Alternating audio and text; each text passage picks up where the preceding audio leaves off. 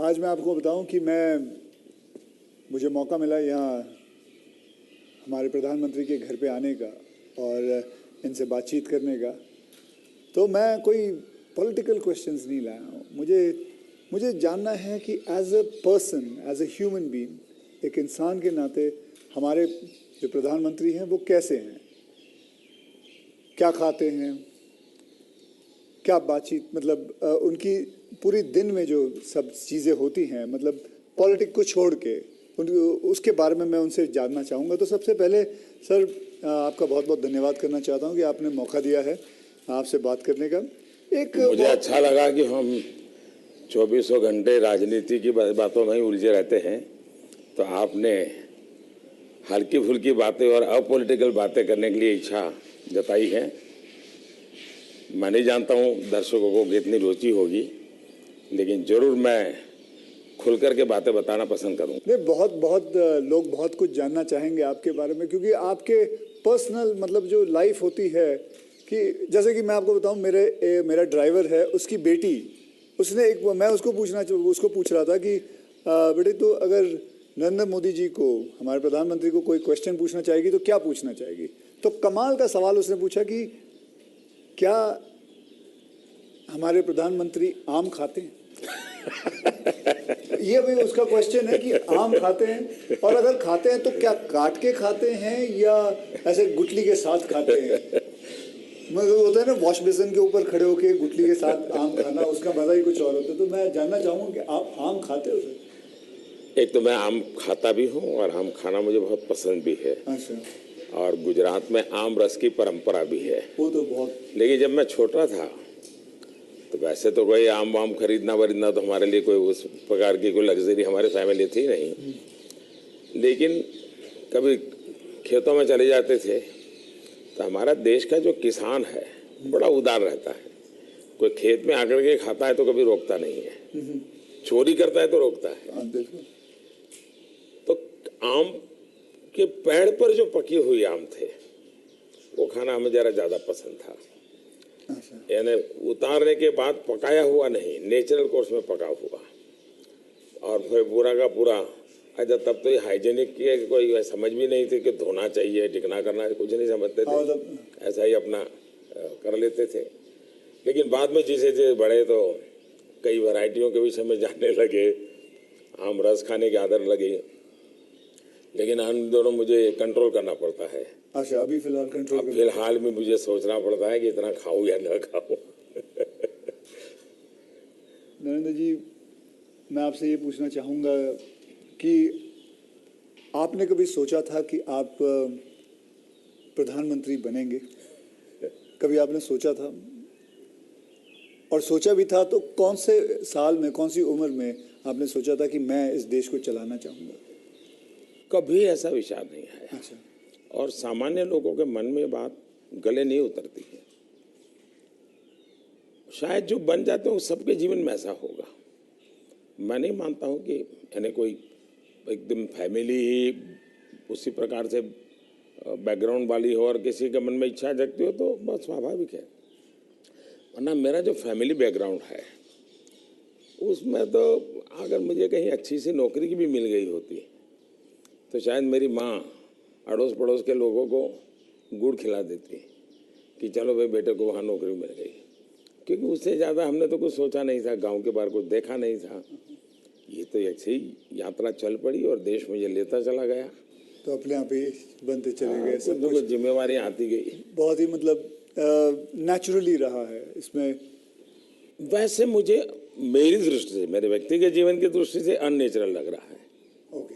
क्योंकि मेरा बैकग्राउंड, मेरी दुनिया, आज की जो राजनीति का तौर तरीका, उसमें ये सब बैठता ही नहीं जी। मुझे भी आश्चर्य हो रहा है कि देश मुझे इतना प्यार कैसे करता है और इतना सारा क्यों मुझे देता रहता है। जहाँ तक मैंने पढ़ा है आप सन्यासी बनना चाहते थे, या आप सोल्जर या आर्मी में जाना चाहते थे, ऐसा कुछ भी? ये आपकी बात सही है, ये आपकी बात सही है। बचपन में मेरा एक स्वभाव था किताबें पढ़ना, लाइब्रेरी चला जाता था, तो बड़े बड़े लोगों के जीवन पढ़ना ये शौक रहता था। कभी फौज वाले यूनिफॉर्म में निकलते थे तो मुझे बड़ा देखता था, कभी बच्चे की तरह खड़े होकर के सैल्यूट कर देता था, मन करता था कुछ न कुछ। इतने में 1962 का वॉर हो गया, तो हमारे यहाँ से दूर एक महसाना स्टेशन है मेरे गांव से, तो वहाँ स्टेशन पे सब लोग, जो फौज के लोग ट्रेनों में जाते थे, उनका बड़ा सत्कार करते थे, चाय वगैरह, तो मैं भी चला जाता था। तो जा कर के मैं भी तो मुझे बड़ा मज़ा आता था। तो मन पे हो गया कि हाँ, ये देश के लिए जीने मरने वाला रास्ता है। तो कभी उस दिशा में सोचता था। इतने में एक बार मैंने कहीं पढ़ा कि गुजरात में कोई सैनिक स्कूल है, उसमें आप दाखिल हो सकते हैं। तो हमने हमारे उस समय शायद 1 रुपया 2 रुपये से उसका सारा जानकारी मंगवाते थे। अब हमें तो अंग्रेजी आती नहीं थी, तो हमारे मोहल्ले में एक स्कूल के प्रिंसिपल मिस्टर रास विहारी मणियार करके रहते थे, तो मैं उनके पास चला गया। मुझे कभी बड़े व्यक्ति से मिलने से कभी संकोच नहीं होता था, ऐसे ही फिर चला गया मैं बाहर। ये बात सही है कि भीतर मन में था, तो मैं रामकृष्ण मिशन में चला गया। एक स्वामी आत्मस्थानंद जी हुआ करते थे, अभी उनका करीब 100 ईयर उम्र में अभी स्वर्गवास हुआ। तो मैं सीएम बना तो मेरे घर उनको फिर बुलाया मैंने, प्रधानमंत्री बना तो उनके यहाँ चला जाता था। अभी कलकत्ते में अस्पताल में तो 2-3 बार हो आया था मैं। तो वो बड़ा बहुत मुझे प्यार करते थे, समझाते थे जिंदगी क्या है, टिकना क्या है। रामकृष्ण मिशन आश्रम में कुछ समय रखते थे मुझे। विवेकानंद जी जिस कमरे में रहते थे उसमें मुझे घंटों तक बैठने के लिए मौका देते थे। तो ये सारे नए नए अनुभव होने लगे। फिर हिमालय की दुनिया में चल पड़ा, बहुत कुछ भटका, बहुत कुछ घुमा, दुनिया देखी, और ये सब 18-20 साल 22 साल की उम्र में ही करता रहा मैं। लेकिन कुछ कन्फ्यूज़न भी था, कुछ इरादे भी थे, कोई गाइडेंस भी नहीं मिल रहा था, लेकिन मन में सवाल खुद पैदा करता था, जवाब खुद ढूंढता रहता था। ऐसे भटकता भटकता भटकता यहाँ पहुँच गया। तो आपकी लाइफ को मैं अभी आपकी बात में सुन रहा हूँ, तो मुझे लगता है अगर आप प्रधानमंत्री नहीं होते तो जिस हिसाब से आप बता रहे हो तो सन्यासी ज़्यादा लगते थे, मतलब सन्यासी बन जाते थे अगर आप। वैसे मैं क्या बनता ये कहना अभी कठिन लग रहा है, क्योंकि जो सोचा नहीं वो बन गया। वो तो हमेशा होता है, मेरे साथ भी। मैं भी आपको अगर एक किस्सा सुनाऊंगा तो मेरे साथ भी ऐसा ही कुछ हुआ है। मैं क्या बनने वाला था, मैं एक मार्शल आर्ट का टीचर बनना चाहता था, कहाँ मैं फिल्मों में आ गया और फिल्मों में आते आते हीरो बन गया। मैं आपसे क्या, हमारे प्रधानमंत्री जी को मैं ये जानना चाहता हूँ, गुस्सा आता है? और मतलब क्योंकि देखिए सबको गुस्सा आता है, आई एम श्योर आपको भी गुस्सा आता है। अगर आता भी है तो उस गुस्से में आप क्या करते हो? वो गुस्सा निकालने के लिए किस पे निकालते हो और कैसे निकालते हो? मेरे लिए ये कभी कोई कहेगा कि मुझे गुस्सा नहीं आता है तो बहुत लोग को सरप्राइज होता है। आपको गुस्सा नहीं आता? मैं बताता हूँ। अच्छा। सरप्राइज होता है।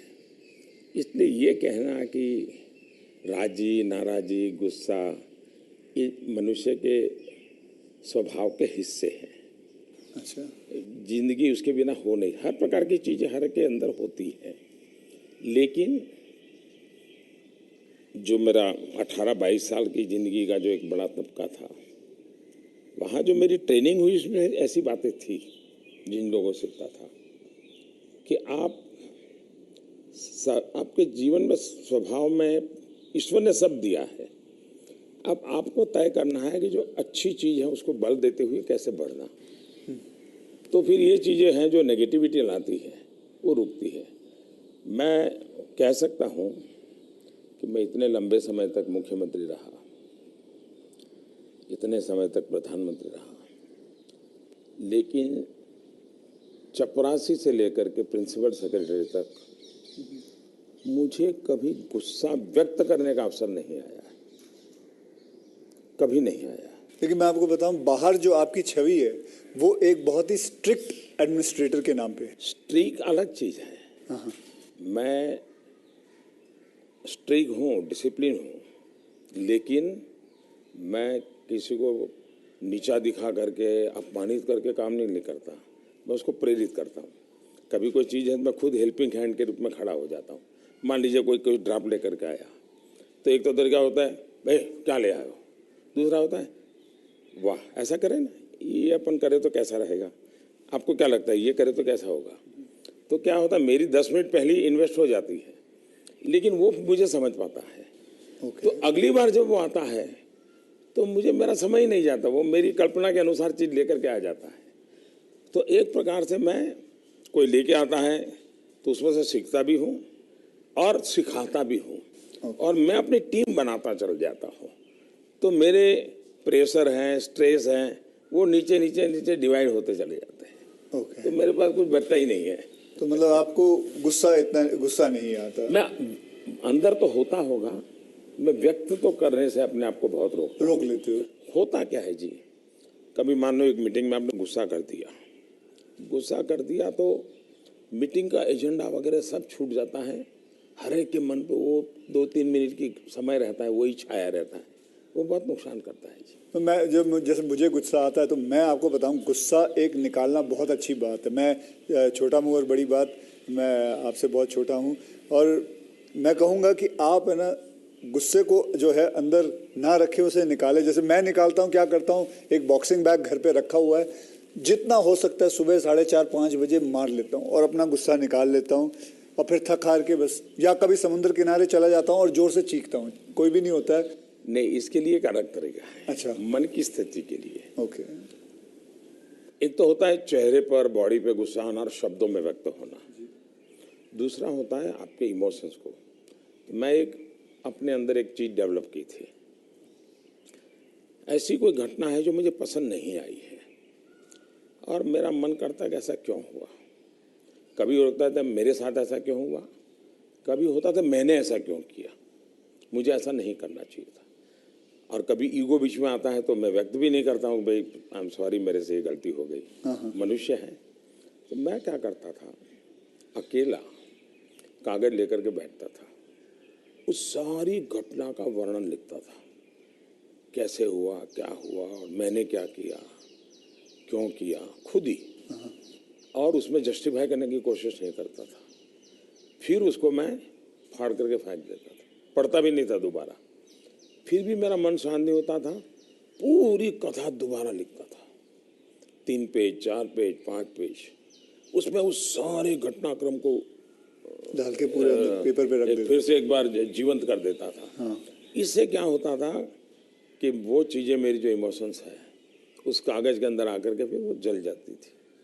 तो मैं एक प्रकार से फिर उस प्रक्रिया के दरमियान जो पहले मुझे सच लगता था कि मैं सच हूँ, 2-3 बार लिखते के बाद मुझे लगता है नहीं ये गलत है, मैं सच नहीं था, मैं ही गलत था। अच्छा। ये मैं आइडेंटिफाई कर लेता हूँ उसमें से। तो मतलब ये आपका तरीका है? हाँ, ये आपका। लेकिन अब वो नहीं रहा, इतना समय नहीं है। अच्छा। यानी मैंने अपने आप को ट्रेन उस प्रकार से किया था। से इतना बड़ा आपका घर है, जैसे मैं अपने घर पे अपनी माँ के साथ रहता हूँ, आपका मन करता है सर आपकी माँ, आपके भाई, आपके सारे जितने भी रिश्तेदार हैं आपके साथ घर पे रहें? पहला है कि अगर मैं पीएम बनकर के घर से निकला होता तो स्वाभाविक रूप से मेरा मन रहता है कि भाई सब वही रहे। मैं एक जिंदगी की बहुत छोटी आयु में सब कुछ छोड़ चुका हूँ, बहुत छोटी आयु में। मन नहीं करता माँ, बहुत छोटी आयु में छोड़ दिया। ओके। छोड़ दिया, उसके कारण वो जिंदगी ऐसी थी जो टोटली डिटैच बन गई है। और इसलिए जिसको कहे लगाव, मोह, माया, क्योंकि मेरी वो जो जिंदगी में जो घर छोड़ करके निकल गया था, वो जो ट्रेनिंग हुई वो उस प्रकार की हुई। और उसके कारण एक अवस्था के बाद छोड़ना है तो मुश्किल जाता है। उस समय जब छोड़ा तब तकलीफ हुई होगी, लेकिन अब जिंदगी वो बन गई। लेकिन फिर भी कभी माँ को बुला लिया था मैंने, कुछ दिन उनके साथ बिताए थे मैंने, पर फिर भी जैसे मेरी माँ मुझे कहता है भाई तुम मेरे पीछे क्यों समय खराब करते हो, और मैं यहाँ क्या करूँगी तुम्हारे साथ रह के। मैं अपना चली जाती हूँ, मैं अपने पुराने गांव के जो लोग हैं कभी यहाँ मिलने आते तो बातें होती है, अपनी बातें होती, तुम्हारे साथ मैं क्या बात करूँ। तो स्वाभाविक है किसी का मन मेरे साथ नहीं लगेगा। तीसरा, मैं भी समय नहीं देता, जितने दिन माँ यहाँ रही तो मैं अपनी शेड्यूल में ही लगा रहता था, तो एक आध बार साथ में खाना खा लेता था। फिर मुझे भी कभी पेन होता था कि मैं रात को 12 बजे आता हूँ तो माँ को दुख हो रहा है कि क्या कर रहा है। मुझे अभी भी याद है, मैं आपसे जब पहली बार आपसे जब मैं मिला था तो मैं गुजरात में आपसे पहली बार मिला था जब आप वहाँ सीएम थे। तो उस वक्त एक या दो मतलब मैंने आपको एक दो चुटकुले सुनाए थे और आपने भी मुझे एक चुटकुला सुनाया था। तो मैं ये जानना चाहता हूँ कि आपका ह्यूमर अब प्रधानमंत्री बनने के बाद इंटैक्ट है? आप ह्यूमर मेरे परिवार में मेरी एक क्यों, विशेषता, मैंने जैसे आपको बताया आपकी छवि बहुत स्ट्रिक्ट है। आपका मतलब मैंने आपके जो साथ में जो काम करते हैं कई लोगों से ऐसे बातचीत करते वक्त वो बातें यार बड़ा काम करवाते हैं, तो वो जो एक बहुत स्ट्रिक्ट एडमिनिस्ट्रेटर, एक स्ट्रिक्ट हेडमास्टर, ऐसा लगता है मतलब हाथ में छड़ी होगी उनके। तो अभी भी आपका ह्यूमर एक बात तो ये जो छवि बनाई गई वो सही नहीं है। अच्छा, वो अलग बात है, सही नहीं है। और कोई ये कहता है कि मैं काम करवाता हूँ, शायद वो सही रूप में एनालिसिस नहीं कर रहे हैं जी। वो ये कहे कि हाँ काम बहुत करना पड़ता है, उसमें सच्चाई है। ओके। लेकिन मैं किसी को दबाव नहीं करता हूँ। लेकिन वो जब खुद मुझको देखते हैं, पहले जैसे ऑफिस से आमतौर पे प्रधानमंत्री 6-7 बजे निकल जाते थे, दोपहर में भी 1-2 घंटे वो ऑफिस में नहीं रहते थे। मैं सुबह से जाता हूँ, देर रात तक बैठता हूँ, तो वो भी देखते हैं कि भाई ये खुद मेहनत करते हैं। तो फिर उनको लगता है कि ये कोई हमसे मजदूरी नहीं करवाते, वो खुद बैठते हैं। तो कोई काम है तो मैं रात को 11 बजे फ़ोन करूँगा, अरे भाई उसका क्या हुआ, तो उनको लगता है ये अभी भी काम कर रहा है। तो एक प्रकार से एक टीम का स्पिरिट बन जाता है, एक वर्क कल्चर आप डेवलप करते हैं। मेरे आसपास में एक वर्क कल्चर डेवलप होता है और वो मैं खुद काम करता रहता हूँ, उसके कारण होता है। स्ट्रिक्टनेस, डिसिप्लिन थोपने से नहीं आती है, क्योंकि मैं जिंदगी मैंने ह्यूमन रिसोर्स डेवलपमेंट में ही अपनी ज़िंदगी खपाई है। आप लोगों को अच्छा झूठ बोल कर इम्प्रेस भी नहीं कर सकते हो लंबे अरसे तक। वो सब देखते हैं आपको कि या बात ऐसी करते हो, करते ऐसे हो, तो आप जैसे हैं वैसे रहो और उनसे काम करिए। हाँ, मैं काम के समय काम में रहता हूँ, इसलिए इधर उधर की बातें समय खराब नहीं करता हूँ मैं। दूसरा, मान लीजिए मैं मीटिंग कर रहा हूँ और कोई मोबाइल फ़ोन अपना समय बिगाड़ रहा है, तो मैं फिर उनकी तरफ जा, अच्छा बताइए अभी मैं जो विचार कह रहा था क्या हुआ, तो उनका ध्यान नहीं था, तो उनको लगता था मोबाइल फ़ोन में मैं ट्विटर देख रहा था। तो तब से मेरी मीटिंग में लोग समझ गए कि मोबाइल फ़ोन नहीं जाना चाहिए। मैं किसी से भी मिलता हूँ, कोई भी व्यक्ति आएगा, मेरा कभी बीच में फ़ोन नहीं आता है। मैं किसी को ये नहीं कहता। मानता हूँ, मैं भी आपसे 2-3 बार मिला हूँ, आपने मतलब इट इज। तो ये मैंने डिसिप्लिन खुद के जीवन में लाया, तो सामने वाले को लगता है कि यार ये टोटली मेरे लिए डेडिकेटेड टाइम था, इन्होंने कोई उपयोग नहीं किया। इन चीज़ों का एक प्रभाव पैदा होता है। जहाँ तक ह्यूमर का सवाल है, मेरे परिवार में हमेशा एक कल्पना थी, कभी पिताजी राजी नाराजी हुए हो, कभी छोटी मोटी हो, तो हमेशा मैं पूरे माहौल को एक आधे मिनट में हल्का कर देता था। ये मेरा एक स्वभाव था। आज भी मुझे वो करने का मज़ा आता है, शब्दों से खेलना वगैरह। पर अब क्या हो गया है जी, हर चीज़ के अलग अर्थ निकाले जाते हैं, आधा अधूरा वाक्य उठा करके उछाल दिया जाता है। तो अब डर लगता है कि कहीं जा कर के, इरादा वो नहीं होता है, हंसी मजाक कहावत सब होना चाहिए, लेकिन अब दुरुपयोग हो जाता है तो डर लगता है। आज ये सोशल मीडिया की वजह से लोग कोई भी शब्द कोई भी उल्टा सीधा करवा के, सोशल मीडिया के बजाय टीआरपी वाले परेशानी टीआरपी वाले करते हैं। तो आप जरा अपना ह्यूमर को बचा के रखते हो, लेकिन अपने दोस्तों के साथ आपके जो दोस्त हाँ, वो तो आज भी चलता है जी। मेरी कैबिनेट मीटिंग का विवेक होता है, तो मेरे जो जूनियर अफसर हैं, वैसे वो बेचारे संकोच करते हैं, क्योंकि उनके लिए पीएम जो एक ऑरा बना हुआ है दुनिया में, वो तो बड़ा अलग है। मैंने वो ऑरा रखा नहीं है, मैं दोस्ताना करता हूँ, तो मैं उनको चुटकुले सुनाता रहता हूँ कभी कभी। ऑपोजिशन पार्टी में आपके कोई दोस्त हैं? बहुत दोस्त हैं, बहुत अच्छे दोस्त। आप अभी भी उनके साथ कभी चाय पीना? बहुत अच्छे दोस्त हैं, हम लोग साल में 1-2 बार साथ खाना भी खाते हैं। अच्छा। हाँ, अब बेकार वो फॉर्मल होता है, क्योंकि लेकिन हम तो कहते हैं, कैमरा में देखते हैं, हम तो मीडिया के सामने, मीडिया जो दिखाती है हम तो वही देखते हैं, हमको तो पता ही नहीं एक होता बहुत ये। पहले की बात है, जी। तब तो मैं मुख्यमंत्री भी नहीं था, लेकिन किसी काम से मैं शायद पार्लियामेंट गया था और गुलाम नबी आज़ाद और मैं बड़े दोस्ताना अंदाज में गप्पे मार रहे थे। फिर हम बाहर निकलते तो मीडिया वालों ने पूछा, कह रहे यार आप लोग इतने पक्के दोस्त। मार रहे हो, फिर तुम तो बोले आरएसएस वाले हो, ये गुलाम नबी से तुम्हारी दोस्ती कैसे है? हाँ। तो फिर गुलाम नबी ने अच्छा जवाब दिया। हम दोनों खड़े थे, बोला देखो भाई, बाहर जो आप लोग सोचते हो ऐसा नहीं है, शायद एक फैमिली के रूप में हम लोग जितने जुड़े हुए हैं सभी दल के लोग, हाँ। वो शायद बाहर कल्पना नहीं कर सकते। आपको हैरानी होगी, और वैसे मैं ये बोलूँगा तो चुनाव में मेरा नुकसान भी हो सकता है लेकिन ये ममता दीदी हाँ।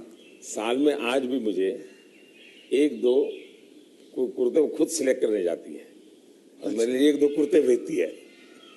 अच्छा, that is something very big to know about. Sir अच्छा, वो मिठाई भी, बांग्लादेश के प्रधानमंत्री हैं शेख हसीना जी, तो मेरा दौरा हुआ तो ऐसे ही बंगाली मिठाइयों की चर्चा चली, तो आज भी वो साल में 3-4 बार कोई न कोई बंगाली नई मिठाई होगी तो स्पेशली ढाका से मुझे भेज देती है। अच्छा, वहाँ से। हाँ, स्पेशली बड़ा आग्रह करके। तो ममता दीदी को पता चला तो वो भी साल में 1-2 बार मेरे लिए कुछ न कुछ बंगाली मिठाई जरूर भेज देती है। मोदी जी, मैं आपसे एक बात जानना चाहूँगा। मैंने ये सुना है, जब मैं पिछली बारी आई थिंक पिछले साल मैंने ये सुना था कि जब आप गुजरात के सीएम से आप निकल के आप प्राइम मिनिस्टर जब बने थे, तो आपकी जो जमा पूंजी थी आपके बैंक में करीबन 21 लाख रुपए थे, और वो 21 लाख आपने अपने स्टाफ की बच्चियों के नाम पे एफडी या उनको बांट दिए थे। तो आज मैं जानना चाहूँगा, आप नहीं भी जवाब दे सकते हैं, आज आपका बैंक बैलेंस कितना है? एक तो ये आधी अधूरी बात है। अच्छा। आधी अधूरी इसलिए है कि जब मैं गुजरात से सीएम के रूप में निकला, वैसे मेरा कोई बैंक अकाउंट नहीं था। सीएम बनने के बाद एमएलए बना तो मेरा तनख्वाह आना शुरू हो गया। आपकी बैंक अकाउंट नहीं? उसके पहले नहीं था कुछ। अच्छा, हाँ। हाँ, एक बचपन में निकाला था, तो वो भी एक बड़ी लंबी कथा है। मेरी स्कूल में, वहाँ मेरे गांव में एक देना बैंक का ब्रांच खुला, तो स्कूल के अंदर वो देना बैंक के लोग आए थे। उन्होंने सब बच्चों को एक गुल्लड़ देते, कुल्लड़ बोलते, गुल्लक दिया और बच्चों को कहा इसमें आपको पैसे डालना है और हर महीने बैंक में जमा कराना, आपके नाम से पैसा जमा होगा। तो हमने भी बैंक अकाउंट उसमें खुलवा दिया। अब हमारे गुल्लक में तो कुछ आया ही नहीं। अच्छा। आने वाला कुछ था ही नहीं, तो क्या आएगा? तो हम तो कभी पैसा जमा नहीं कराया। अब गांव छोड़ के चले गए हम, बैंक में हमारा अकाउंट बना रहा, तो उनको हर साल वो कैरी फॉरवर्ड करना पड़ता था, लिखापट्टी करनी पड़ती थी। तो वो मुझे ढूंढते रहते थे कि जैसा बैंक अकाउंट बंद करना है, इसको बुलाए कहाँ से। तो शायद 30-32 साल तक वो बना रहा, और उनको कहीं पता चला बाद में कि मैं अब पॉलिटिक्स में हूँ, तो बैंक वाले मेरे पास आए, बोले साहब जरा सिग्नेचर कर दीजिए, आपका एक बचपन का बैंक अकाउंट पड़ा हुआ है, हमको बंद करना है। अच्छा। तो मेरी बैंक अकाउंट से दुनिया ये रही। लेकिन जब मैं सीएम बना, एमएलए बना, तो फिर जो वेतन मिलता है वो आना शुरू हो गया, तब बैंक अकाउंट खुल गया। मैंने तो कभी वो देखा नहीं है, मेरा स्टाफ देखता था। जब मैं निकला वहाँ से, तो मैंने हमारे अफसरों को बुलाया। मैंने कहा भाई ये मेरा तो है नहीं, मैं ले जाके क्या करूँगा, मुझे तो कोई उपयोग है नहीं, तो मैं ये दे देना चाहता हूँ। तो उन्होंने कहा कि भाई ऐसा मत कीजिए। मैंने कहा भाई मैं करूँगा क्या इसलिए जाकर के। तो खैर अफसर लोग मेरी इज्जत करते थे, तो ज़्यादा बहस नहीं की, चले गए। शाम को एक सीनियर अफसर को लेकर के आए मिलने के लिए। फिर उन सब ने तीन लोग थे, ये समझाया, बोले देखो मोदी जी ठीक है आपको ज़रूरत नहीं पड़े, लेकिन आपके ऊपर इतने कोर्ट केसेस चल रहे हैं गुजरात में, वकील भी इतने महंगे होंगे हैं, आपको कभी न कभी पैसों की ज़रूरत पड़ेगी। पद पर तो कब रहोगे, कितना रहोगे आप, और बाद में बोले कोई नहीं देगा आपको। तो हमारी प्रार्थना है कि तो वैसा मत कीजिए। तो मैंने कहा क्या करूं? बोले ठीक है, आपकी इच्छा है तो कुछ हिस्सा दीजिए। तो उसमें से मैंने फिर 21 लाख रुपया दिया। अच्छा, उसमें से? हाँ, ओके। मेरे अपने जेब से दे दिया। और मैंने कहा कि ये जो हमारा सेक्रेटरीट है उसमें जो ड्राइवर है, हाँ, प्यून है, उनकी खास करके बच्चियाँ, उनको ये शिक्षा दीक्षा के लिए खर्च करना। अभी वो फाउंडेशन शायद बनाया हुआ है गुजरात सरकार ने, और उसमें से वो मदद कर भी रहे हैं। फिर वहाँ मुझे एक सरकार की तरफ से एमएलए को एक प्लॉट मिलता है, ओके। पैसों से मिलता है लेकिन कम पैसों खर्चे में, में। हाँ। वो प्लॉट मिला तो मैंने पार्टी को कहा भाई ये ले लो आप, मैं आपको दे देना चाहता हूँ, मुझे कुछ चाहिए नहीं। तो मेरी वो प्रक्रिया चल रही थी। फिर पता चला कि वो मामला तो कहीं सुप्रीम कोर्ट में लटका पड़ा है, शायद वो जमीन किसी को दे नहीं सकते, इस प्रकार का कुछ है। मुझे पूरा याद मालूम नहीं क्योंकि मैं इस चीज़ों में रुचि नहीं लेता। लेकिन जब भी वो क्लियर हो जाएगा तो मैंने वो भी पार्टी को देना तय किया हुआ है। साहब, सच में गुजराती है ना, क्योंकि गुजराती जो होते हैं वो पैसों के लिए बहुत सही रहते हैं। मतलब मैं नहीं मानता कि मतलब आपने अपना प्लॉट दे दिया, अपने पैसे दे दिए, तो आप, क्योंकि मैं आपको, अगर आप इजाज़त दे तो मैं एक छोटा चुटकुला सुनाना चाहता हूँ। जी जी जी। एक गुजराती आदमी था, बुजुर्ग आदमी था, वो मर रहा था। तो वो कहता है, मेरी गुजराती ज़रा इतनी ठीक नहीं है, लेकिन वो कहता है कि मारो दीकरो क्यों छे, मतलब मेरा बेटा, तो बेटा अगर डैडी हूँ यहाँ छू, मारी दीकरी क्या छे, डैडी हूँ यहाँ छू, मेरी बीवी कहाँ है, मैं भी यहाँ हूँ, आप तीनों यहाँ हैं तो दुकान पे कौन है? तो सारे के सारे इधर ही आ गए हो, तो मेरे दुकान पे कौन है? क्योंकि मैं मानने को तैयार नहीं हूँ कि, क्योंकि मैंने देखा है गुजरात, मेरे बहुत सारे गुजराती दोस्त हैं, गुजराती जो होते हैं वो अपने पैसों को बहुत सही संभाल के रखते हैं, वो अपने पैसों से दूर नहीं रहते। मैं आपको एक चुटकुला सुना दूँ। जो ठीक है, ये बहुत बड़ी ओके। हमारे यहाँ चुटकुला चलता है कि एक बार प्लेटफॉर्म पर ट्रेन आई, रेलवे ट्रेन में। हाँ, तो ऊपर ही बर्थ पे कोई पैसेंजर सोया हुआ था। तो उसने देखा स्टेशन आया, तो उसने खिड़की में आवाज़ लगा के बाहर किसी को पूछा कि भाई कौन सा स्टेशन आया। तो उसने कहा 4 आना दोगे तो जवाब दूंगा। तो बोले जवाब की जरूरत नहीं, अहमदाबाद होगा। समझ गया मैं, बिल्कुल। तो ये बिल्कुल बात सही एक है। और एक बताता हूँ, ये किसी की आलोचना करने के लिए नहीं है, लेकिन कोई भी अर्थ निकाल सकता है, और ये सत्य घटना में से बना हुआ चुटकुला है। बहुत साल पहले, वैसे मेरी जिंदगी ऐसी थी, ये हाफ स्लीव का कुर्ता और पैजामा, जूते और थैला, यही से मैं रेलवे में भटकता रहता था और दाढ़ी रहती थी। तो मैं पुणे स्टेशन पे उतरा। अच्छा। और कोई मेरे पास ज़्यादा सामान तो था नहीं, मेरा एक वो झोला था, एक अखबार था हाथ में। तो मैं पैदल चला जा रहा था, मुझे पुणे में आरएसएस दफ्तर में जाना था, तो मैं पैदल ही जाना था। तो एक ऑटो रिक्शा वाला धीरे धीरे धीरे धीरे साथ चलता गया। फिर करीब 100-200 मीटर गया होगा, और उसने, मेरा ध्यान गया, मैं कही ऐसे कैसे चला रहा है वो स्लोली मेरी स्पीड से। मैंने कहा भाई आपकी ऑटो रिक्शा खराब है, क्या प्रॉब्लम है आपका? तो उसने कहा साहब आप नहीं बैठोगे? मैंने कहा क्यों, मैं तो पैदल जा रहा हूँ। तो बोले आप समाजवादी हैं? मैं कहा नहीं, मैं तो अहमदाबादी हूँ। हाँ। तो मैंने कहा क्यों समाजवादी क्यों? ये बोले समाजवादी लोग, बोले हमारे पुणे के समाजवादी जो लोग हैं वो स्टेशन में पब्लिक के सामने ऑटो रिक्शा में नहीं बैठते हैं, दूर जाके गुपचुप बैठ जाते हैं। ऐसा क्यों? लोगों को इम्प्रेशन रहे कि वो मेहनत करते हैं, सादगी वाले हैं। ओके, अच्छा। तो बोले मुझे भी लगा शायद आप समाजवादी हैं, तो औरों की तरह आप भी थोड़ी देर के बाद बैठ जाओगे। तो बोले इसलिए मैं चल रहा था। तो जब उसने मुझे पूछा आप समाजवादी हो, तो मेरा तुरंत जवाब था मैं अहमदाबादी हूँ। आइए सर, एक थोड़ा चलते चलते बात करें आपसे। सर, आपसे मैं पूछना चाहता हूँ कि अगर आपको कभी एक अलादीन का चिराग मिल जाए और जिन कहे कि आपके 3 विशेस हैं, तो वो आपके 3 विशेस क्या होंगे? देखिए, अलाउद्दीन चिराग मुझे मिल जाए और सचमुच में उसके पास ताकत होगी, जी।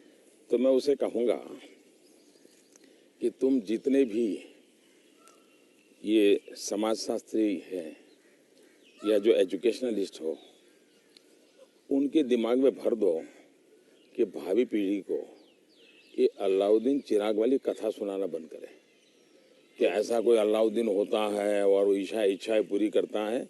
मैंने कहा उसको मेहनत करना सिखाओ। मैं कभी एक्सपेक्ट नहीं कर रहा था आप ये जवाब दोगे। मुझे लगा आप कोई 3 विशेस आप सोचोगे कि क्या है 3 विशेस, लेकिन ये एक बहुत ही सही तरीका है। आलसपना जो होता है वो यही चीज़ों से आता है। यार आई विश मुझे ये मिल जाए, बैठे बैठे मिल जाए। तो ये जो आपने जो किया हुआ है, ये जो कहा हुआ है, बिल्कुल सही कहा हुआ है। ये मूलतः बाहर से आए हुए चिंतन है जी, मैंने रिसर्च नहीं किया है। हाँ। ये हमारे यहाँ मूल चिंतन ऐसे नहीं है। मूल चिंतन तो हमारे यहाँ परिश्रम का है जी। हमारे यहाँ ये नहीं है कि भाई ऐसे ही कुछ आकर को कोई दे देगा, ऐसा नहीं है जी। एक ना एक दिन तो सभी को रिटायर होना होता है, आपको भी रिटायर होना पड़ेगा। तो आपने कभी पोस्ट रिटायरमेंट प्लान सोचा है कि आपने जब ये सब कुछ खत्म हो जाएगा, मतलब आप पॉलिटिक्स से संन्यास ले लेंगे, तो आपके आगे जाके आपने क्या करना है? एक बड़ा इंटरेस्टिंग चीज बताता हूँ आपको। जी। हम लोगों की एक मीटिंग थी इनर सर्कल की। अटल जी थे, आडवाणी जी थे, राजमाता सिंधिया जी थी जी। सिकंदर भक्त साहब थे, प्रमोद महाजन भी थे, और उसमें सबसे छोटी आयु का मैं रहता था। तो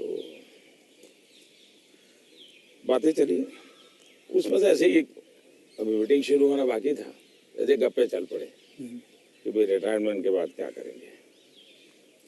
तो सबने कुछ न कुछ अपना बताया। प्रमोद महाजन इसको बड़ा लोगों को खुद करके निकालते थे। अच्छा, प्रमोद जी की व्यक्तित्व की विशेषता थी, उनका जीवन बड़ा विविधताओं से भरा था। अनेक प्रकार की एक्टिविटी से वो अपने आप को जोड़े रखते थे। मुझे पूछा, मैं कहा भाई मेरे लिए तो बड़ा कठिन है, क्योंकि मुझे कुछ नहीं आता है। मैंने कभी इस सारी चीज़ों में सोचा ही नहीं। मैंने तो जब जो जिम्मेवारी मिले उसी को जिंदगी माना है। जिम्मेवारी ही मेरी जिंदगी है।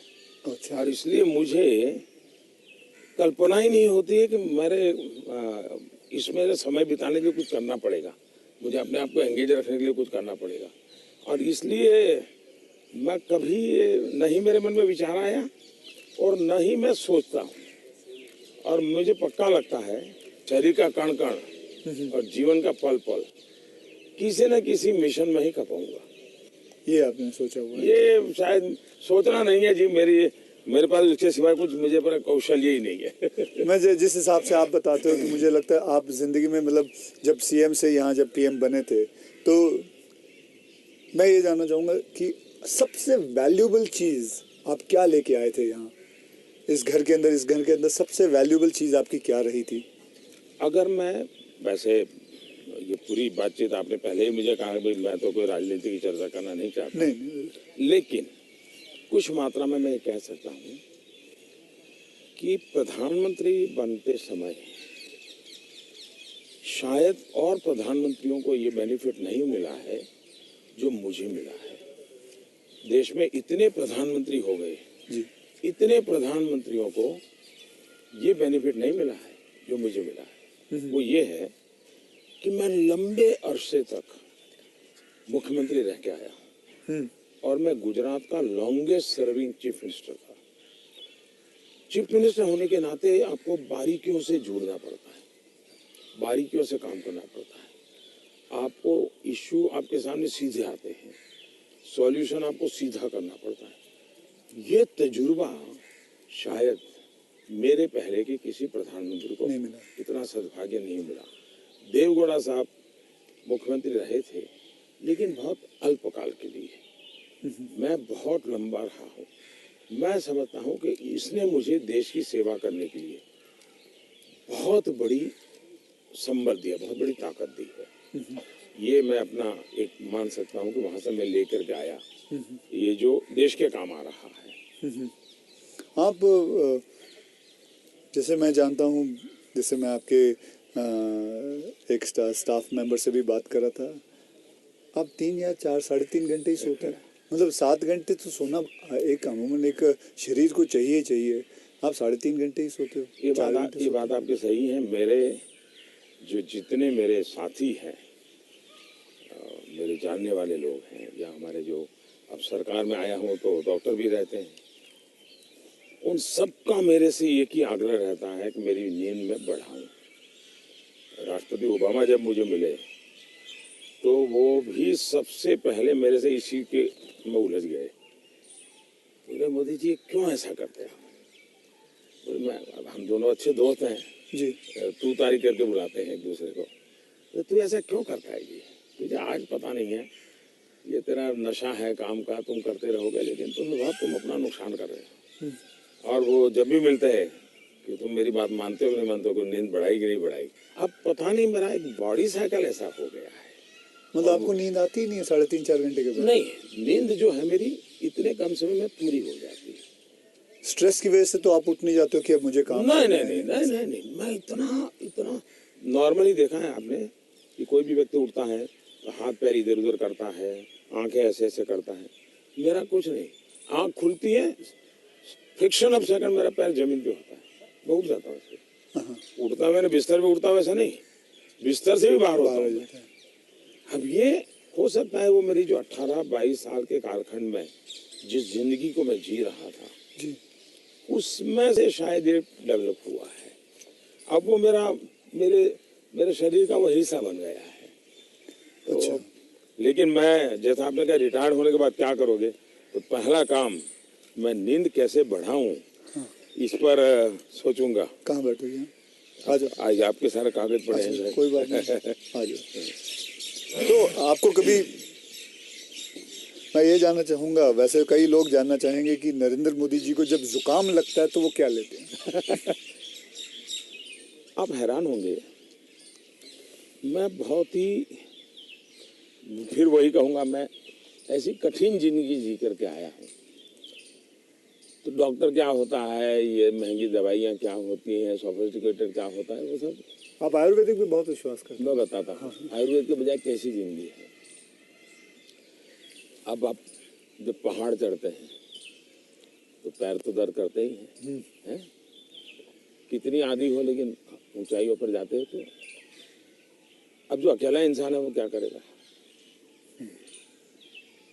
मालिश वाले को तो कुछ नहीं करा ऐसे सकता, वैसे किसी तो को होते नहीं है, क्या फिजियोथेरेपी नहीं करा सकता, मसाज नहीं करवा सकता। अब मैं क्या करता था जी, मेरे कंधे पे हमेशा एक ये जो असम का गमछा होता है ना, हाँ, ये गमछा मेरे पास रहता था ऐसा, तो मैं जैसे उसको ऐसे पैर पे बांध देता था पूरा, और बीच में एक छोटी लकड़ी तोड़ करके पैर से लगा देता था, फिर इसको मैं कर्व करता था। अच्छा। तो प्रेशर आता था, ऐसा पूरे बॉडी को मैं अपना मसाज खुद ऐसा तरीका रखता था मैं। तो ऐसी चीज़ें मैं इवॉल्व करता था अपने लिए।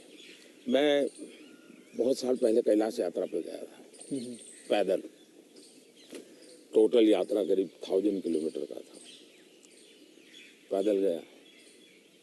कुछ और भी लोग थे, बड़े धनी लोग भी वहाँ कभी कभी यात्रा में आते थे। अब बहुत बड़े बड़े महंगे वो चमड़ी बचाने के लिए सब लेकर के आए हुए थे।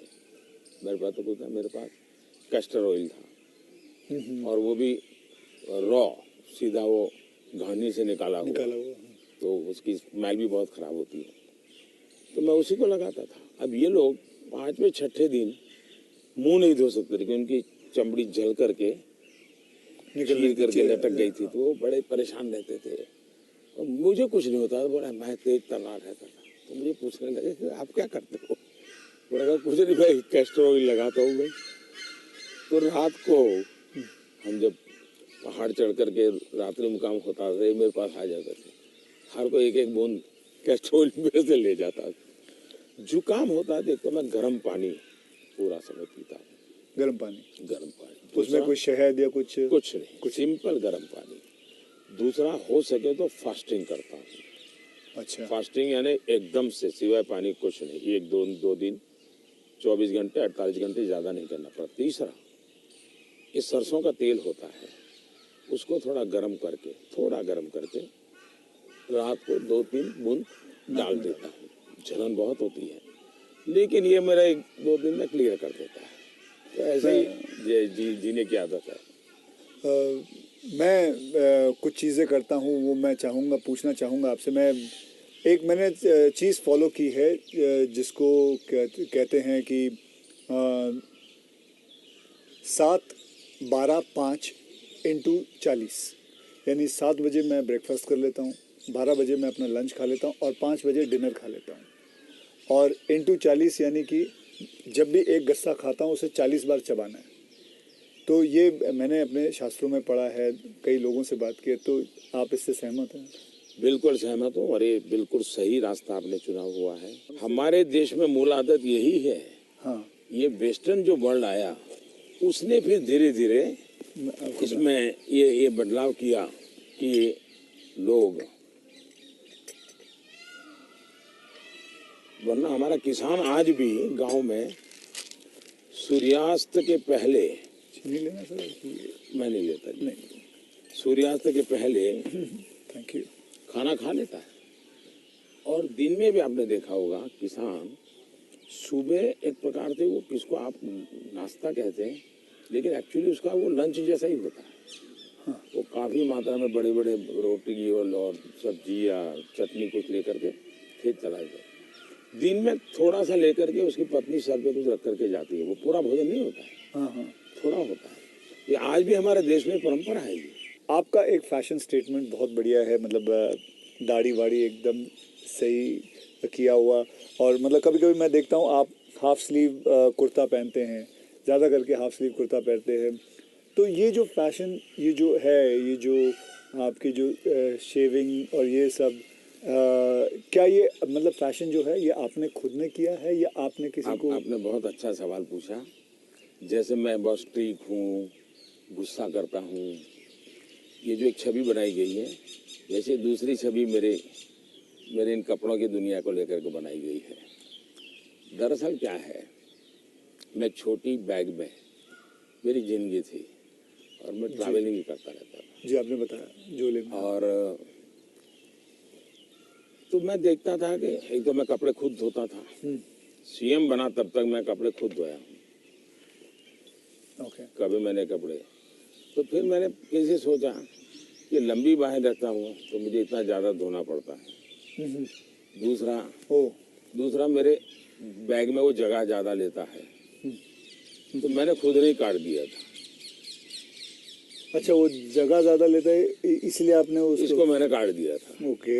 हाँ, वो बात वो फैशन पर गया जी। ये बात सही है कि मैं ढंग से रहना, ये मेरी प्रकृति थी। शायद एक कारण ये भी था कि गरीबी के कारण कभी कभी इन्फीरियरिटी फील होती थी लोगों के बीच में।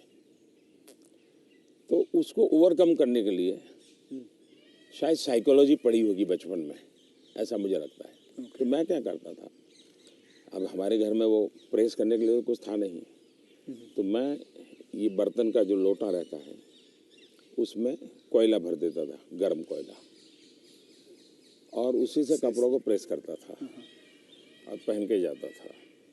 लेकिन जूते नहीं थे।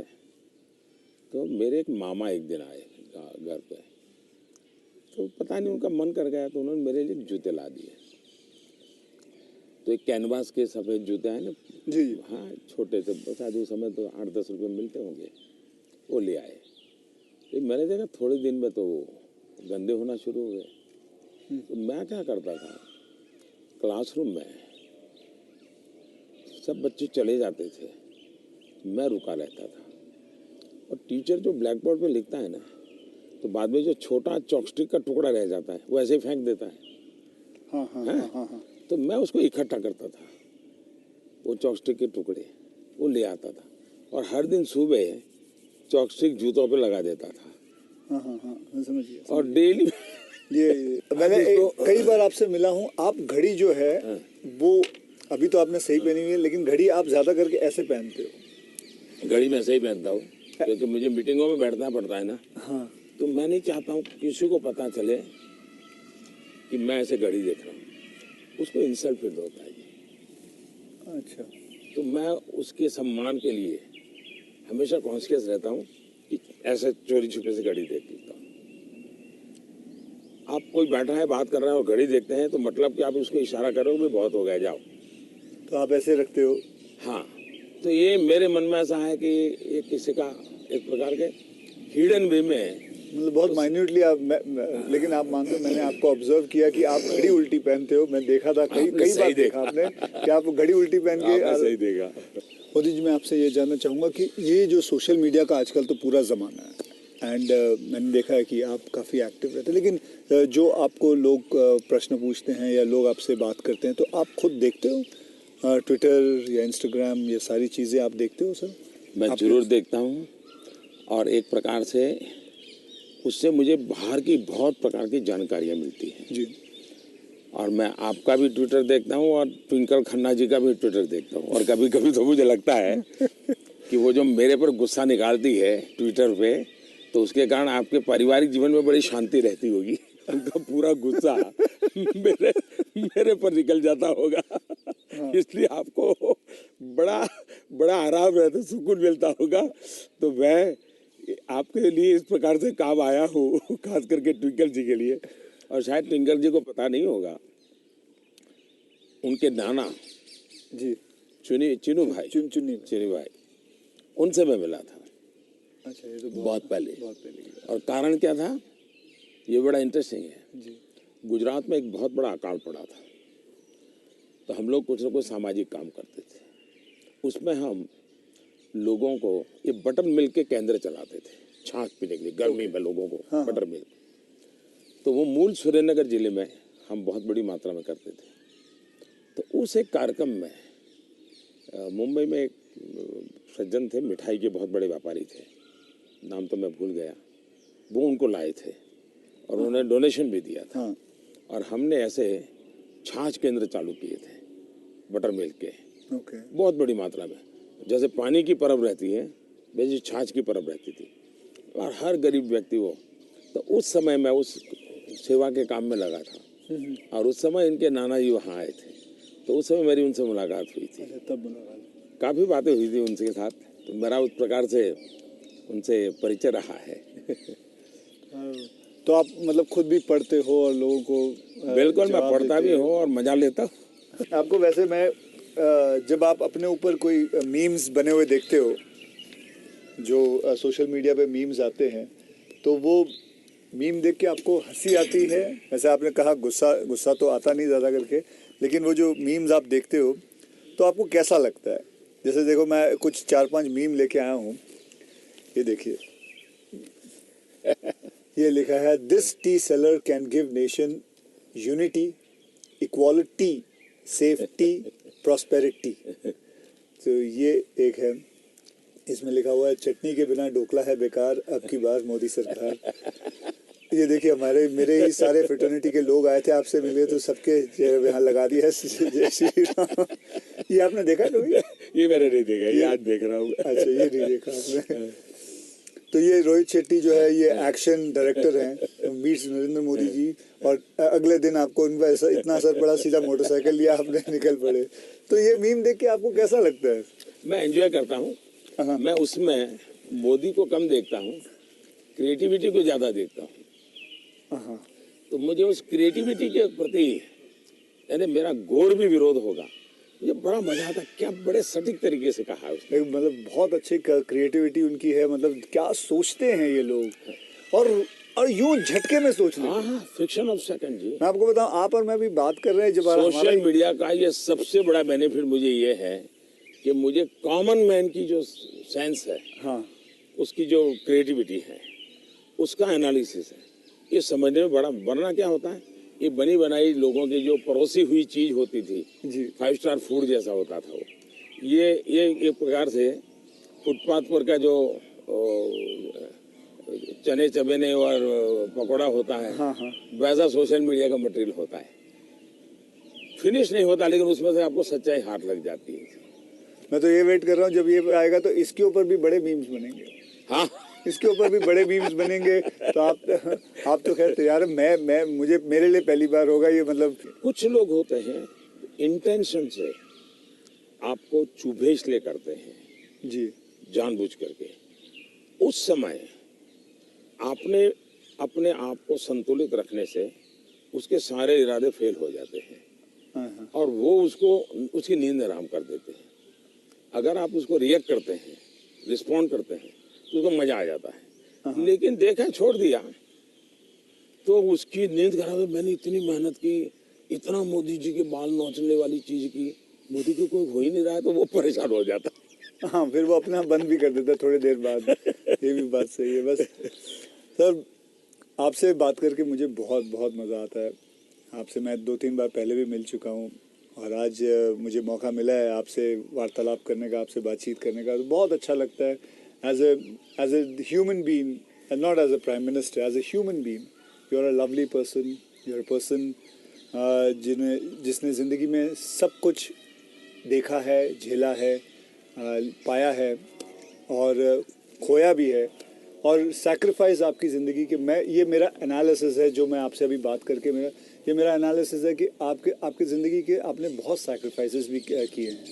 सो we are glad, I am glad that मुझे ये मौका मिला है आपसे बातचीत करने का। क्या आप मंथली आपकी जो सैलरी में से कुछ आप अपनी माता जी को भेजते हैं? ऐसा है कि हमारी माता जी खुद मुझे देती है आज भी। अच्छा, वो भेजती हैं? आज देती है। जैसे जब भी मिले जाऊंगा तो ₹1.25 वो पक्का मेरे हाथ में देती है आज भी। अच्छा, और वो हमसे कभी अपेक्षा नहीं करती, कभी अपेक्षा नहीं करती, उनको जरूरत भी नहीं है। दूसरा, शायद मैं एक ऐसा मुख्यमंत्री भी रहा और एक ऐसा प्रधानमंत्री रहा हूँ, मेरे परिवार पर का कोई खर्चा सरकार पर नहीं है, वरना बाकियों को परिवार का मेडिकल हेल्प मिलता है सब, मेरे परिवार कुछ लेता नहीं, कुछ नहीं लेता है। मैंने, हाँ, ये बात है, बिल्कुल बिल्कुल। तो ये एक प्रकार से, लेकिन इसका मतलब ये नहीं कि कोई माँ के प्रति लगाव नहीं है, ऐसा नहीं है, लेकिन जीवन ही ऐसा बन गया है कि मैंने अपने आप परिवार, पूरा देश को अपना परिवार बना लिया है, इसी में लगा रहता हूँ, यही काम करता रहता हूँ। मोदी जी, मैं ये जानना चाहूँगा कि आपको, मतलब बचपन में ऐसा कौन सा खेल था जो आप खेलते थे? मैं बचपन में संघ की शाखाओं में जाता था। अच्छा, संघ की शाखाओं में बड़े अच्छे वैज्ञानिक खेल होते हैं, अच्छा, बड़े वैज्ञानिक, जिसमें टीम स्पिरिट आए, जिसमें जैसे एक खेल होता है ये सब सर्कल में बैठते हैं, फिर जो हमारा लीडर होता है वो पूछता है कि आपकी राइट साइड पे जो बैठा है उसकी एक क्वालिटी बताओ। ओके। अब है तो खेल, लेकिन आपको उसके कारण कॉन्शियसनेस आता है कि हाँ भाई दूसरे के गुणों को देखना चाहिए।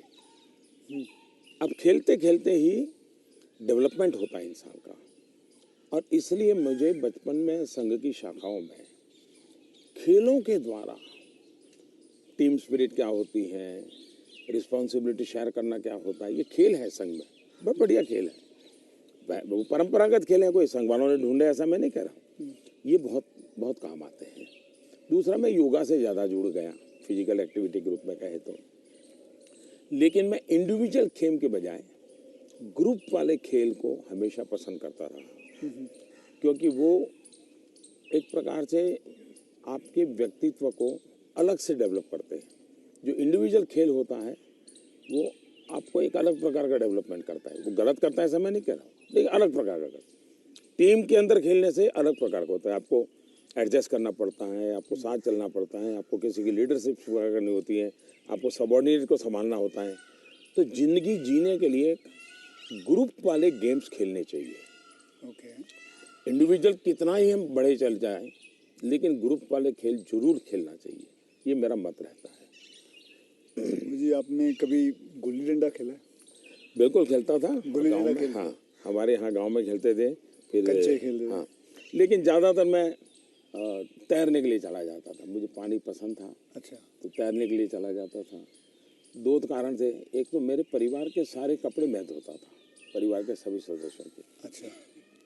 तो तालाब में ही पानी था, तो हम तालाब में चले जाते थे, तो उसके कारण स्वाभाविक मेरा स्विमिंग सीख गया, तो मैं बहुत घंटों तक स्विमिंग कर लेता था।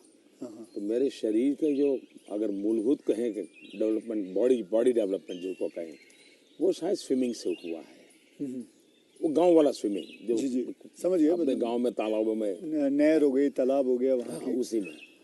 मुझे अभी याद है आपका, मैंने एक यूनाइटेड नेशन में एक पहली जो स्पीच देखी थी आपकी, आई थिंक 2014 में दी थी। मैं प्रधानमंत्री बना और सितंबर में गया था, सितंबर में गए थे।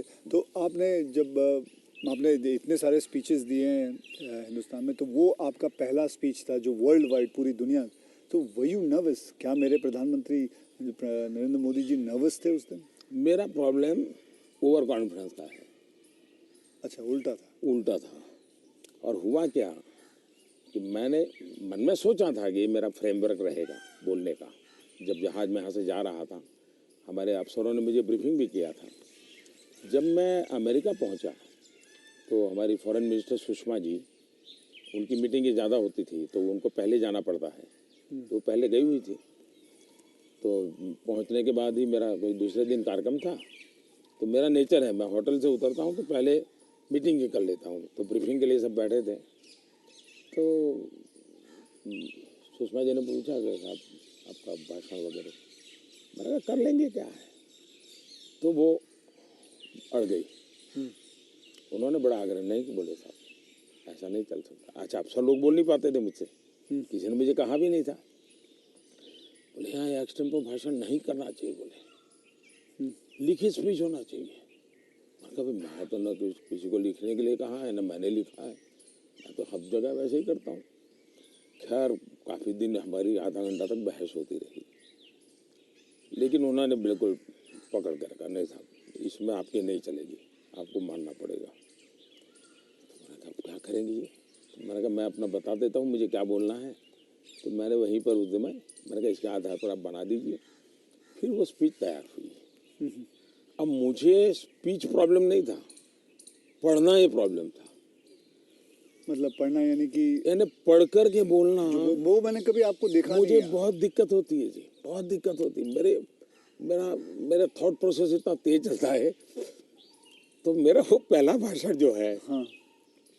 वो पढ़ कर के मैं किया हुआ हूँ, यानी एक्चुअली पढ़ रहा हूँ मैं। आपने देखा होगा मेरे हाथ में कागज है। तो ये अच्छा, सबसे पहले मुझे नेपाल प्रधानमंत्री बनने के बाद तो वहाँ भी मैं एक्सटेम्पो बोल दिया था, और वो भाषण आज भी मशहूर है जी। आज भी मशहूर है भाषण। नेपाल में पहला भाषण था। तो एक्सटेम्पो वाला भाषण आपका हमेशा, मैंने कभी वैसे देखा नहीं तो आपको। मेरे लिए फिर वो ये इस प्रकार की जो मीटिंगें होती हैं उसमें ये बहुत आवश्यक हो गया। बाद में मुझे भी ध्यान में आया कि भाई ये देश का मसला होता है, कोई इधर उधर शब्द न चला जाए। तो फिर खैर मुझे उस डिसिप्लिन को फॉलो करना चाहिए। लेकिन मेरे पहले भाषण का मेरा अनुभव ये है। अच्छा, फिल्में देखते हैं? अभी नहीं देख पाता हूँ। लास्ट फिल्म कौन सी देखी? लेकिन मेरे गांव में एक थिएटर था जी। और मेरा एक दोस्त था दशरथ करके, उसके पिताजी थिएटर के बाद सिंह चना बेचते थे। अच्छा। और हम गांव वाले उनको लक्ष्मण भाई थिएटर वाला बोलते थे। वो बेचते थे तो चना से, तो उनसे हमारा परिचय था। तो हम वहाँ जाके बैठते थे, और अगर थिएटर में दर्शक कम है और जगह बची है तो फिर वो थिएटर के बाहर ही बैठते थे। तो मालिक को कह देते कि जरा इन बच्चों को बिठा दो ना। तो फिर वो मुफ्त में हमको थिएटर में जाने का मौका मिल जाता था। वो लक्ष्मण भाई जो सिंह चना बेचते थे उनके कारण। तो मैं और हमारा वो दोस्त है दशरथ, तो हम दोनों जाके बैठ के मूवी देखते थे। तो बचपन में मूवी देखने का यही एक हमारा तरीका था। बाद में तो ज़िंदगी ऐसी बन गई तो कोई मौका नहीं मिलता। लेकिन शायद एक अमिताभ बच्चन जी आए थे जब मैं सीएम था।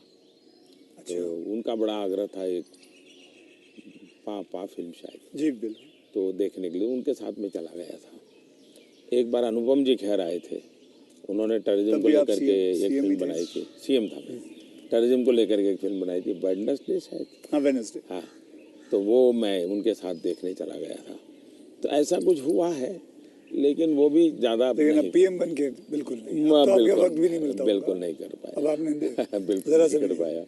कि मैंने एक फिल्म बनाई थी, आपको मैंने हल्का सा कुछ बताया भी था पहले कि टॉयलेट एक प्रेम कथा पे फिल्म बनाई थी, और मैं खुद देख नहीं पाया, लेकिन मैंने लोगों को बहुत कहा हाँ वो कि देखो भाई सामाजिक जीवन पर कैसे फिल्में चल सकती है और बन सकती हैं। हाँ वो कमर्शियल हिसाब से मैंने पूरे बनाए थे, बल्कि गाने वाने वगैरह ये माँ पिता सब कुछ उसमें रखा हुआ था, और नहीं, असली कथा पे मैसेजिंग, था। सोशल मैसेजिंग था, वो अच्छा था। हाँ तो लेकिन खैर वो तो मैंने रियल लाइफ में किया था, लेकिन आपने रियल लाइफ में करीबन 9 करोड़ से भी ज़्यादा टॉयलेट्स बनाए हैं, तो ये तो मतलब ऐसा कैसा हो गया जैसे कि आपने जैसे ही आप प्राइम मिनिस्टर बने तो सबसे पहले आपने स्वच्छता के ऊपर बात की, टॉयलेट्स के ऊपर बात की, तो आपको वो डर नहीं लगा कि आप पहली बार मतलब आप प्राइम मिनिस्टर बन रहे हैं और सबसे पहला मतलब द फर्स्ट फ्यू मुद्दा इसी पे रखा हुआ है, स्वच्छता पे रखा हुआ है, स्वच्छता आपके लिए बहुत मायने रखती है? मैं मेरे जीवन में मैंने गांधी जी वगैरह जो पढ़ा है, और कुल मिला के मैं देखता हूँ कि हमारे देश में बीमारी, गरीबी, इन सब की चीज़ों के साथ हेल्थ बड़ा सबसे बड़ा विषय है। लेकिन प्रिवेंटिव हेल्थ के लिए 2 चीज़ें मैं देखता हूँ, एक स्वच्छता और एक फिटनेस। आप अपने शरीर को फिट रखिए, बनाइए, तो बाकी आर्थिक रूप से बोझ बनता नहीं है जिंदगी, उस प्रकार से जिए। पर्सनल हाइजीन में तो हमारे यहाँ शास्त्रों के कारण, संस्कारों के कारण, घर में आओ तो पैर धो करके आओ, हाथ धो, मंदिर में जाते हो तो नहा करके जाओ, सब बहुत सिखाया जाता है। सोशल हाइजीन के प्रति हम उदासीन रहे हैं। और भारत जैसा देश दुनिया में, अगर इतना बड़ा दुनिया को देने के लिए टूरिज्म डेवलप नहीं हो रहा है, एक कारण है गंदगी जी। वैसे भी किसी भी समाज के लिए शोभा नहीं देता है। तो मेरे मन में एक बड़ी चीड़ है, और मैंने सोचा इसको एक जन आंदोलन बना देना चाहिए, और देश को गर्व होना चाहिए, हम लोगों को गर्व होना चाहिए कि हमारे देशवासियों ने इस कार्यक्रम को अपना बना लिया। और ये 9 करोड़ टॉयलेट बन जाना, 2014 के पहले 38% रूरल सैनिटेशन था, 98% हो गया। मतलब देश तैयार था, और मुझे खुशी है कि देश ने किया है। मैं तो कौन होता हूँ करने वाला जी, देश ने चीज को उठा ली। आप एज अ प्राइम मिनिस्टर आप कभी चिल एकदम आराम करते हैं, मतलब कुछ आराम से बैठ के यूं बैठे गार्डन में सोच रहे हैं, बस ऐसे ही कुछ नहीं, चिल आउट के लिए? मेरी एक आदत है, मुझे अब कर नहीं पाता हूँ, लेकिन मेरा बड़ा स्वभाव रहा है। एक तो मुझे सुबह 5 बजे चाय पीने की आदत है, बिना शक्कर। चीनी में लेता मैंने नहीं, देखा हाँ, चीनी लेता नहीं हूँ। अच्छा, नहीं लेते? मुझे कोई प्रॉब्लम नहीं है, लेकिन आदत नहीं लेता हूँ। दूसरा, मुझे शाम को 6 बजे, दिन में किसी के साथ कटसी के लिए बैठ गया, थोड़ा ले लिया 2 घूंट, तो अलग बात है, चाय की आदत नहीं है। लेकिन शाम को 6 बजे मुझे चाय की आदत है, ऐसा लगता है मेरी बॉडी रिक्वायर कर रही है। लेकिन वो मुझे तब मजा आता है, मैं छत के नीचे नहीं हूँ, सीधा आसमान से मेरा संपर्क होना चाहिए, खुले में बैठा हूँ, अकेला बैठा हूँ, और वहाँ आराम से चाय पीता हूँ। ये मुझे बहुत पसंद आता है। और वो जगह कौन सी है? यहाँ भी मैं कर लेता हूँ, और मेरे ऑफिस के उसमें भी कर लेता हूँ। अच्छा। लेकिन जो साउथ ब्लॉक का ऑफिस है वहाँ संभव नहीं है। वहाँ तो एकदम से वो बंद कमरा है। लेकिन ये मेरी पसंद की जगह काम है। दूसरा, एक चीज़ मैंने बहुत की थी, और जो जैसा आपने कहा रिटायरमेंट के बाद क्या करोगे, तो उस काम को ज़्यादा करूँगा। पहले मैं रेगुलर करता था, मैं कभी दिवाली नहीं मनाता था जी। अच्छा। नहीं, मैं दिवाली में 4-5 दिन कहीं चला जाता था, और 5 दिन के लिए मेरी जो रिक्वायरमेंट रहती थी, पानी वगैरह, वो साथ ले लेता था, और वो भी मैं उठा के ले जाकर उतना ही। और मैं पहले रिसर्च करके रखता था, कहीं जंगलों में कोई जहाँ इंसान न हो, लेकिन पीने के लिए शुद्ध पानी अवेलेबल हो, ऐसी जगह ढूंढता था, और वहाँ जाके मैं रहता था। कभी पेड़ के नीचे, क्या कोई खंडहर कोई मिल गया तो उसमें पड़ा रहता था। अच्छा, उस समय मेरे में तो टीवी वगैरह तो थे नहीं, रेडियो भी मैं साथ नहीं रखता था, ना अखबार, न कुछ नहीं, कागज पेन भी नहीं, किताब भी नहीं, कुछ नहीं। कुछ नहीं था। और 5 दिन मैं ऐसे ही अकेला रहता था, प्रकृति को देखना। एक प्रकार से मेरा वो कार्यक्रम का नाम था, मैं मुझसे मिलने जाता हूँ। ओके। मैं मुझसे मिलने जाता हूँ, ऐसा ही मेरा, वो मेरी जिंदगी में बहुत बड़ी ताकत देने वाली चीज़ है। तो अभी कई वर्षों तक अब नहीं कर पाता हूँ। अब तो क्या SPG वगैरह ऐसा कवर हो गया है, जिंदगी अलग हो जाती है, लेकिन बहुत सालों तक मैं नहीं किया है। और मैं उससे बहुत ताकत पाता था, और जो विचार आए आने देता था। किसी विचार को टिकना है तो टिकना, कुछ लिखता भी नहीं था, ऐसे ही रहता था। तो यही मेरा एक तरीका रहता था। आपका और मेरे में कॉमन यही है कि आप चाय बेचते थे और मैं जी वेटर था। दोनों के, आप और मेरे में ये भी है कि हम दोनों के कोई गॉडफादर नहीं थे। हम अपनी ज़िंदगी अपने टर्म्स और कंडीशंस पे बनाई है बस। तो ये रहा है बस। जब मैं चाय बेचता था, बहुत कुछ सीखने को मिला मुझे। बहुत लोगों से मिलने का मौका मिलता था, हर एक के स्वभाव को समझता था। बिना कारण जो चाय पीने वाला है गुस्सा करता था, डांट देता था। तो इन चीज़ों को सीखने में बहुत काम आया। लेकिन एक चीज़ मैंने बहुत मज़ेदार है मेरी ज़िंदगी की, मैं जब लोगों से हिंदी में बात करता हूँ तो बहुत सरप्राइज करते हैं मुझे। हमारे सिकंदर बख्त साहब थे, बीजेपी के लीडर जी। वो मुझे हमेशा कह रहे हैं, मोदी तू इतनी बढ़िया हिंदी कैसे बोल लेता है, तू तो बोले गुज्जू है। ये तेरा मुरारजी, वो दोस्ताना है तो बहुत बढ़िया आयु के थे, बोले तेरा मुरारजी इतने साल तक यहाँ रहा लेकिन उसको हिंदी बोलना नहीं आता है, ऐसा मुझे। तो उसका कारण ये था कि मैं चाय बेचता था, तो मेरे गांव में ये जो ट्रेनें तो बहुत कम आती थी, लेकिन ये जो मालगाड़ी होती है, जो माल ढोती है, वो ज़्यादा आती थी। और मुंबई में जो भैंसों का तबेले रहते हैं, उसके जो दूध बेचने वाले लोग हैं, वो क्या करते हैं, दूध जब भैंस देती है तब तक मुंबई में रखते हैं, बाद में वो गांव में आके छोड़ देते हैं। वो भैंसों को लाना ले जाना एक बड़ा कारोबार चलता था। तो वो आते थे और वो बेचारे घास वास उसी में भरते थे, उसी में रहते थे और भैंसों को ले जाते थे। एक व्यक्ति आएगा तो 3-4 दिन रहना पड़ता था। हम उनको चाय चाहिए, हम चाय देते थे। उनसे बातें करते करते मैं हिंदी सीख गया। अच्छा, फिर वो क्या करते थे, अपना म्यूजिक की कुछ चीज़ें ले आते थे, तो शाम को वो चौपाइयाँ वोपाइयाँ अपना भजन कीर्तन करते रहते, तो मैं कभी जाके बैठ जाता था।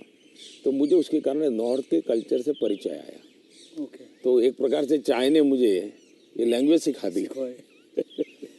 तो आप, ये जो सॉन्ग की बात आई, आप कभी कोई हिंदी गाना गुनगुनाते हो अकेले में? गुण तो गुनगुनाना तो नहीं होता है, लेकिन मैं जब चाहता तो मेरे मन पे जो कुछ गीत है, ज्योति कलश छल के, या ये पवन वेग से उड़ने वाले घोड़े, ऐसे जो गीत थे बहुत पुराने, तो बहुत अच्छे लगते थे। आज के कोई गाने नहीं गुनगुना? आज तो पता ही नहीं मुझे। मुझे आपसे बात करके चलिए, बहुत मजा आया। देश के लोगों के लिए काम आएगा कुछ बातें नई नहीं, ये बहुत सारी चीज़ें काम में आएंगी, इसमें बहुत सारी चीज़ें। लेकिन मुझे अच्छा ये लगा कि ये चुनावी आपाधापी तू मैमे के बीच ये भी एक कुछ पल होता है। तो जो आप पूछते हैं ना कैसे रिलैक्स होते हो, ये भी तरीका है रिलैक्स होने का। बहुत रिलीफ है।